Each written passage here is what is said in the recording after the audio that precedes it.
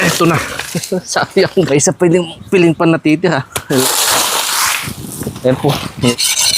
Sa tindi po ng init mga kanayon, hindi rin kinaya nitong mga tanim kong saging. Ayan ho kasi ang nakikita kong dahilan. Kaya po ay bumagsak. Nang hina yung kanyang katawan, hindi kinaya. Hindi pa naman ho sana masyadong mabigat. Dahil yung bunga po nito maliliit pa naman.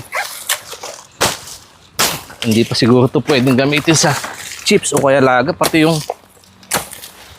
kuwan ko po, kadyos ko, nadamay. Bali-bali yung mga sanga. 4 na araw ho kasi kaming wala dito sa bahay. Kaya hindi ko ho nasubaybayan. Pagdating namin,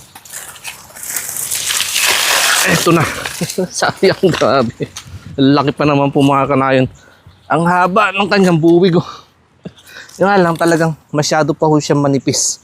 Kahit sa chips o kaya nilupak, hindi pa yan pwede. Nakakapanghinayang nga lang.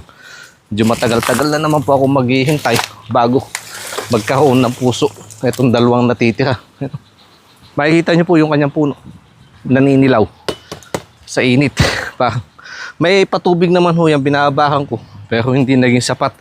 Ito pa ho yung isa mga kanayon. Yung mga nakakasubaybay. Yung bumagsak din noong nakaraan. Pero kahit pa paano po, ito napakinabangan ko. Wala siya sa tamang panahon noong tumumba. Pero nahinog pa rin naman po siya. May isa piling pa natitira. Nilagayin ko na din po yan. Para kahit paano may merienda. At ito pa ho yung isa mga kanayon. Nakakapanghinayang.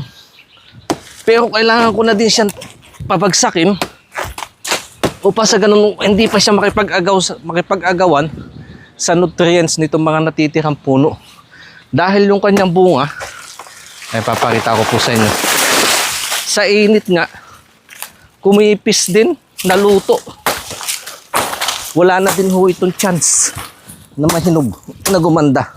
Kahit diligan ko po ng diligan. Ayan po, nakalabasan. Natuyo, parang daing. Sayang. Hindi ko din naman ho kasi alam na ganyan ang mangyayari. Eto na, taon na ito. Ang naranasan ko ho na pinakamainit. Nung umakyat nga po kami ng bundok, halos gabi-gabi nag-uulan. At saka yung mga karatig ho namin bayan, bumagsak na. Pero dito po sa amin, hanggang ngayon, hindi pa rin ho nagpaparamdam. Sayang.